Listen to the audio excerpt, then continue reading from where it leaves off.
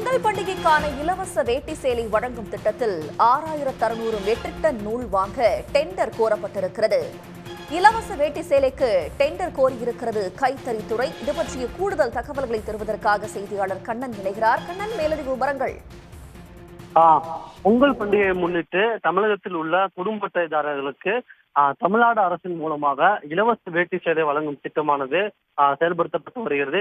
இந்நிலையில் 2025ஆம் ஆண்டு பொங்கல் திருநாளையொட்டி தமிழகம் முழுவதும் உள்ள 1,77,64,000 சேலைகளும் 1,77,22,220 வேட்டிகளும் வழங்குவதற்கான ஒரு அனுமதியை நேற்றைய தினம் தமிழ்நாடு முதலமைச்சர் மு க ஸ்டாலின் வழங்கியிருந்தார். அதன்படி இந்த திட்டத்திற்கு 100 கோடி ரூபாய் ஒதுக்கீடு செய்து தமிழ்நாடு அரசானது இந்த அரசாணை வெளியிட்டிருந்தது.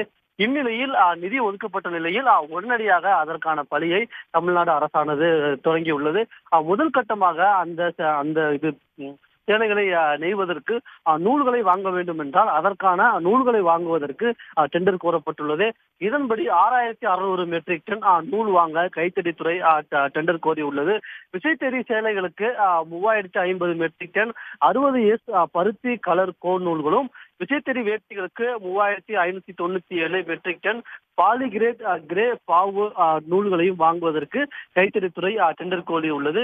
இந்த நூல்கள் அனைத்தும் வாங்கப்பட்ட பிறகு உடனடியாக நெசவாளர் கூட்டுறவு சங்கங்கள் மூலம் விநியோகிக்கப்பட்டு தறிகள் மூலம் நெய்யப்பட்டு இந்த ஆண்டு இறுதிக்குள் சம்பந்தப்பட்ட துறைகளுக்கு, அதாவது வேஷ்டி சேலை விநியோகம் பெறும் அந்த ரேஷன் துறைகளுக்கு வழங்கப்படும் என்று அதிகாரிகள் தெரிவித்துள்ளனர்.